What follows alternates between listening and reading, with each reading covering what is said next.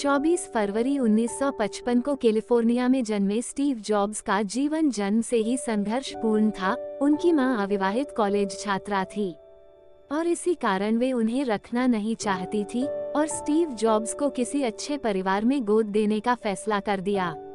लेकिन जो गोद लेने वाले थे उन्होंने ये कहकर मना कर दिया कि वे लड़की को गोद लेना चाहते हैं।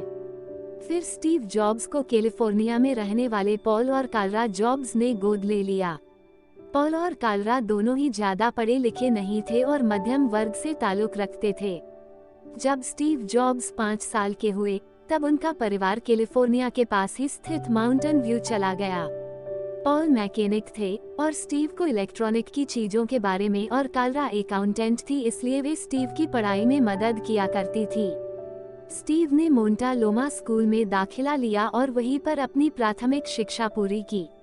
इसके बाद वे उच्च शिक्षा कुपाटिनो जूनियर हाई स्कूल से पूरी की और सन 1972 में अपनी कॉलेज की पढ़ाई के लिए ओरेगन के रीड कॉल में दाखिला लिया, जो कि वहां की सबसे महंगी कॉलेज थी।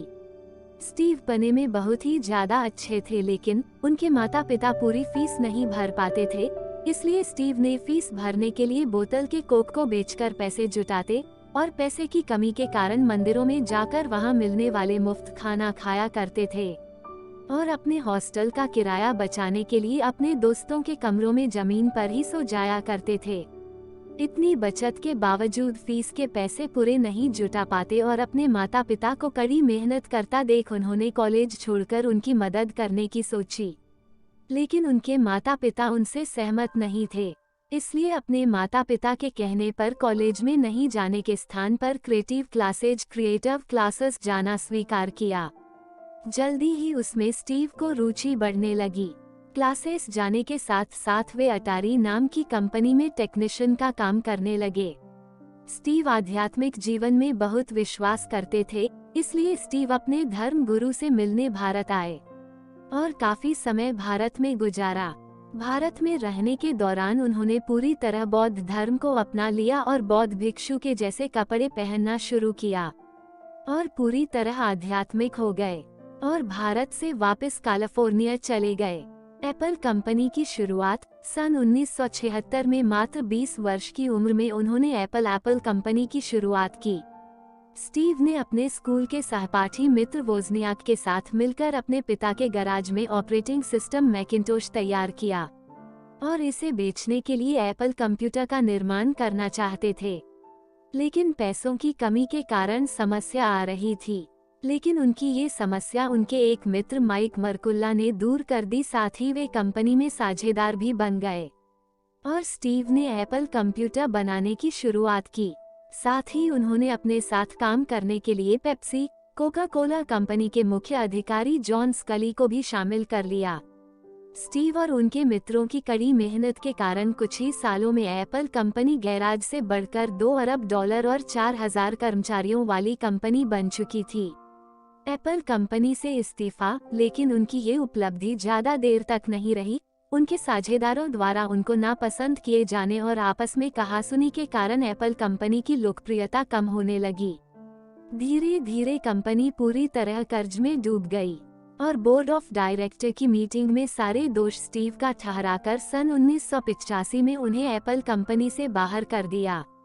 ये उनके जीवन का सबसे दुखद पल था, क्योंकि जिस कंपनी को उन्होंने कड़ी मेहनत और लगन से बनाया था उसी से उन्हें निकाल दिया गया था। स्टीव के जाते ही कंपनी पूरी तरह कर्ज में डूब गई। एप्पल से इस्तीफा देने के 5 साल बाद उन्होंने नेक्स्ट इंक नाम की और पिक्सर नाम की 2 कंपनियों की शुरुआत की। नेक्स्ट इंक में उपयोग की जाने वाली तकनीक उत्तम थी और उनका उद्देश्य बेहतरीन सॉफ्टवेयर बनाना था और पिक्सर कंपनी में एनिमेशन का काम होता था। 1 साल तक काम करने के बाद पैसों की समस्या आने लगी और रॉश परो के साथ साझेदारी कर ली और पेरोट ने अपने पैसों का निवेश किया। सन 1990 में नेक्स्ट इंक ने पहला कंप्यूटर बाजार में उतारा, लेकिन बहुत ही ज्यादा महंगा होने के कारण बाजार में नहीं चल सका।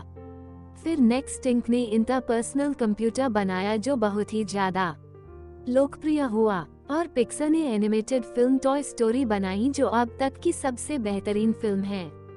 एप्पल कंपनी में वापसी। सन 1996 में एप्पल ने स्टीव की पिक्सा को खरीदा। इस तरह उनके एप्पल में वापसी हुई।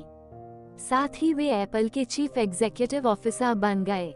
सन 1997 में उनकी मेहनत के कारण कंपनी का मुनाफा बढ़ गया और वे एप्पल के सीईओ बन गए। सन 1998 में उन्होंने iMac को बाजार में लॉन्च किया, जो काफी लोकप्रिय हुआ और एप्पल ने बहुत ही बड़ी सफलता हासिल कर ली। उसके बाद आईपैड, आईफोन, आईट्यून भी लॉन्च किए। सन 2011 में सीईओ पद से इस्तीफा दे दिया और बोर्ड के अध्यक्ष बन गए। उस वक्त उनकी प्रॉपर्टी $7 बिलियन हो गई थी और एप्पल दुनिया की दूसरी सबसे बड़ी कंपनी बन गई थी। निधन। स्टीव को सन 2003 से पेनक्रिएटिव नाम की कैंसर की बीमारी हो गई थी, लेकिन फिर भी वे रोज कंपनी में जाते ताकि लोगों को बेहतरीन से बेहतरीन टेक्नोलॉजी प्रदान कर सके और कैंसर की बीमारी के चलते 5 अक्टूबर 2011 को पालो आल्टो कैलिफोर्निया में उनका निधन हो गया।